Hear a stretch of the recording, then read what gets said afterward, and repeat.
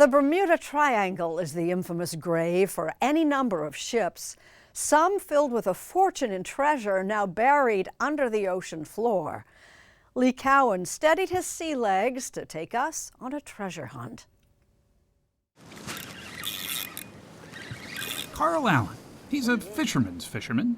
He's been coming to the Bahamas since he was 12, never missed a year, to this small island of Walker's Cay, where he likes to say the bonefish meet the billfish. There we go. All right, a little blue runner actually there. But as an adult, it wasn't really fish that brought him to this southwest corner of the Bermuda Triangle. It was the legend of a long-lost Spanish galleon. I am a treasure hunter. I fully admit it. The Nuestra Senora de las Maravias was the kind of treasure ship that would have even made the pirate Blackbeard blush. On board, untold riches, plundered from the Spanish New World. But on one dark January night in 1656, disaster struck. There was some miscommunication. The maravius turned, and the other ship turned, and it rammed the maravius midship. These are probably from salvage efforts of the maravius by the Spanish. Michael Pateman is curator of the Bahamas Maritime Museum in Freeport. And it went down how fast? Less than an hour. Ever since, her cursed cargo has brought wealthy treasure hunters flocking to these waters. One of the large cannons was found. In 1972, adventurer Robert Marks stunned the maritime world by pulling up artifacts that confirmed basically all the rumors about the maravius were true.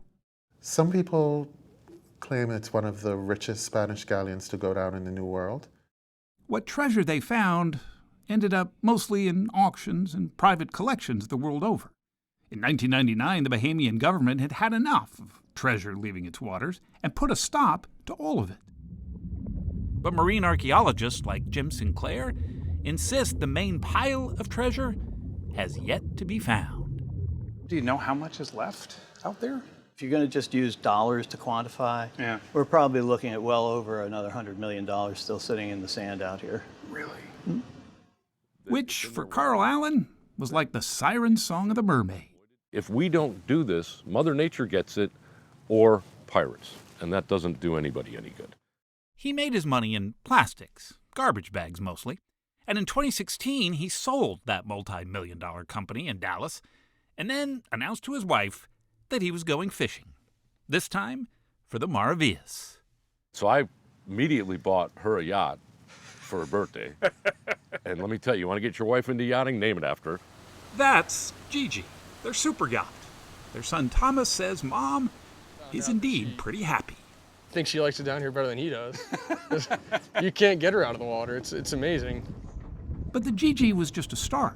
Allen also bought this 183-foot research vessel and all the support boats to go with it. And to top it all off,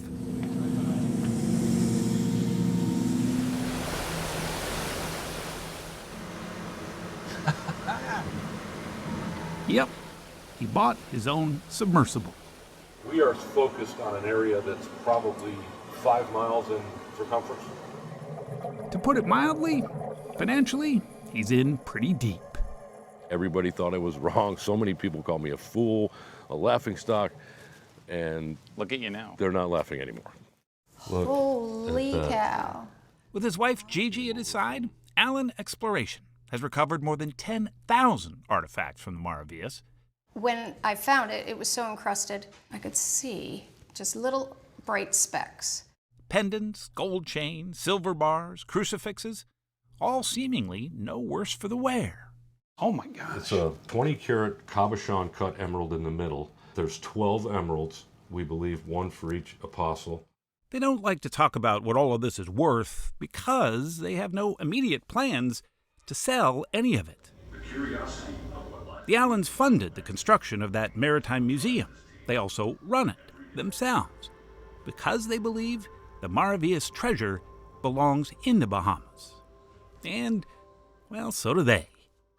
Come on, Cash. They're full-time Bahamian residents now. Walker's Cay, well, that was abandoned until 2018 when the Allens bought it and started fixing it up.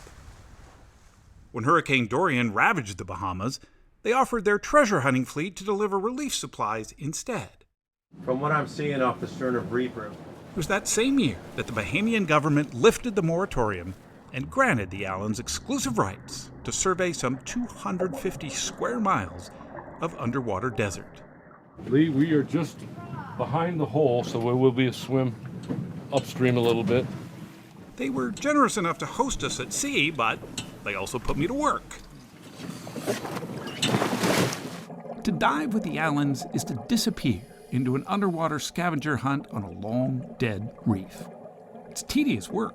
The conditions have to be perfect, and it's not without its dangers. But I can say firsthand their passion for the hunt is infectious. Oh my gosh, you found those just on this dive? The last dive. These are nice, big, chunky, what you call pieces of 8. And they'll clean up really nice. Right now, you can see the oxide on there. But despite this massive effort, the ever-shifting sands of the Bahamas are still the boss. You could have the right equipment, which I built. You could have the right people, which I have. And then Mother Nature says, no, not today. It's going to be her that'll run me out of this business. Mother Nature? Yeah. But she's not beaten him yet. The pull of the sea is as strong now as it was when he was a boy. And it's anchored the Allens to the Bahamas in all the best of ways. We love doing it, and we're helping these people at the same time. Where do you sign up for that?